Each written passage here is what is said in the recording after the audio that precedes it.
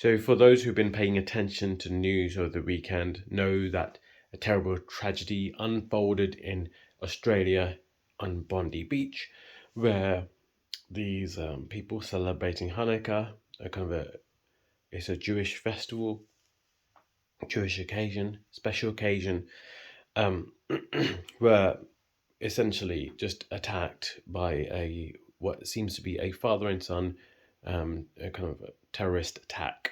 Now, my heart goes to all the innocent people who were, literally snuffed out in that period of unwanted aggression and violence.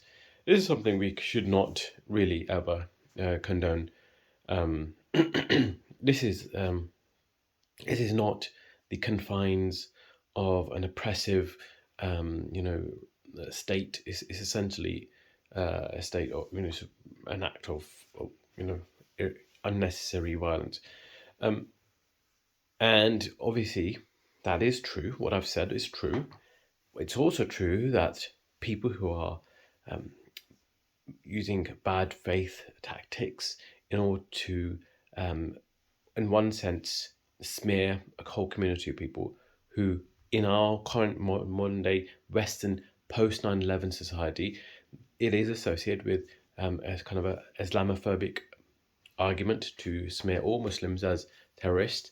We still don't know who the actual perpetrators are, but we also know that the mainstream news and media are primed, absolutely primed, to focus on Muslims as the main cause of this. And if it wasn't the case, if it was just some mentally disturbed people or people who had other ideological commitments, it's still that residual kind of trope still exists within society.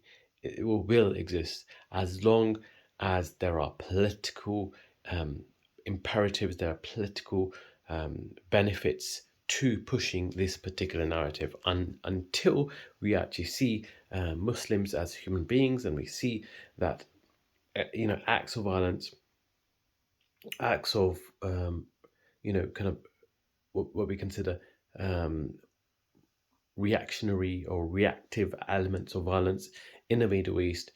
I'm not talking about organization like Islamic State, although even Islamic State are reactive elements to Western intervention, and obviously I'm not condoning any of that. At the same time, you know it's clear to anyone with a brain to understand and comprehend there are domino cause and effect. There's always a cause to every effect, no matter how heinous that cause is. Even there's a cause to the to the genocide that's happening in Gaza, conducted by Zionists. And of course, for me, it's very clear to me, is ethno supremacy, which I'll discuss in future videos. If you're not seen my videos in the past, ethno supremacy, Jewish racial supremacy, is the cause of this Zionist move to ethnic cleanse the land of historic Palestine, take over the land, reclaim it as Israel. That's another discussion all entirely, but but also it's important to understand that there are innocent people on all along all sides of this conflict, and essentially it's corrupt elements within each so-called representative tribe. I put in quote because there are no such thing as tribes or groups, and this is something I will put, I will argue, because tribes and groups are essentially just individuals who share a common goal. Groups and tribes don't exist. What exist are individuals who come together for whatever political purpose. Now, we use tribes and groups for convenience, for categorization. But actually, no group, actually exists if it wasn't for the individuals within that group, in some way acting in their self-interest in order to fulfill the purpose of this group. And groups can be are social constructs, but they also have certain goals in mind.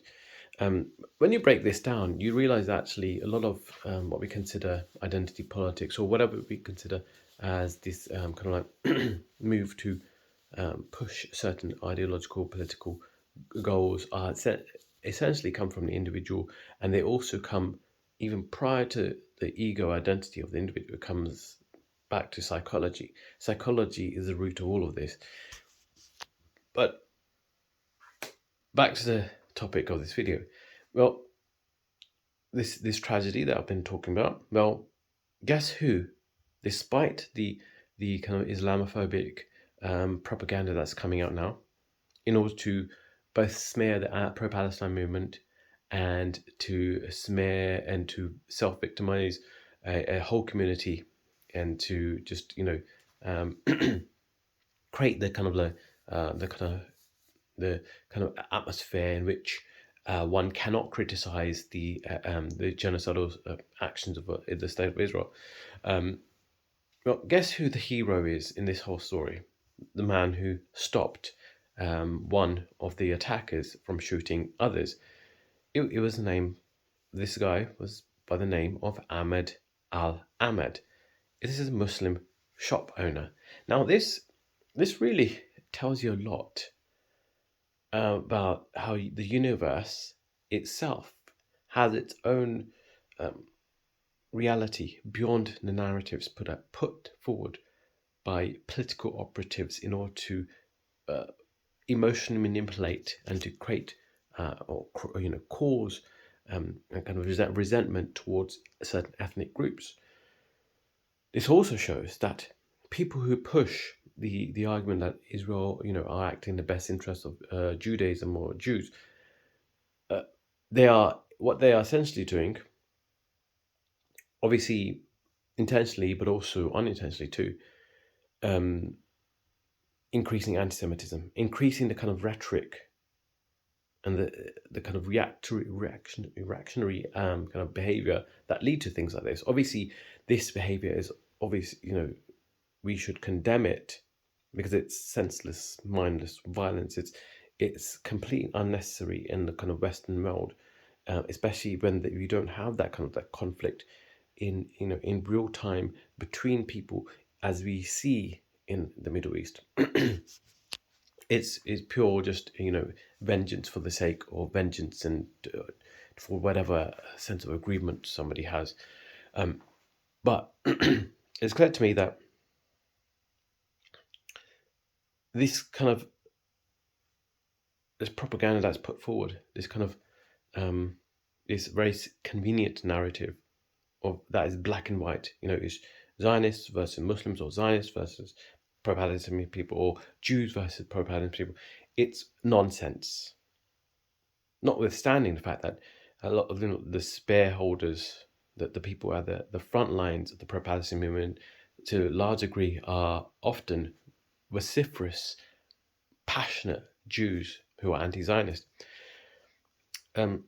It really flies in the face the mainstream narrative and the geopolitical kind of like narratives that are being put forward in order to smear certain groups for their own political interests. Anyway, there's so much to be said here.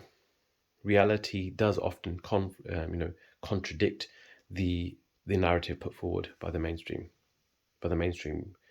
and senseless and scumbaggery way that certain things are, certain groups are easily victimized to benefit a certain narrative. It's all just a game of chess played with real, actual, innocent people. Anyways, I hope you enjoyed this video. Please like, comment, and subscribe. That'd be very much appreciated. Thank you.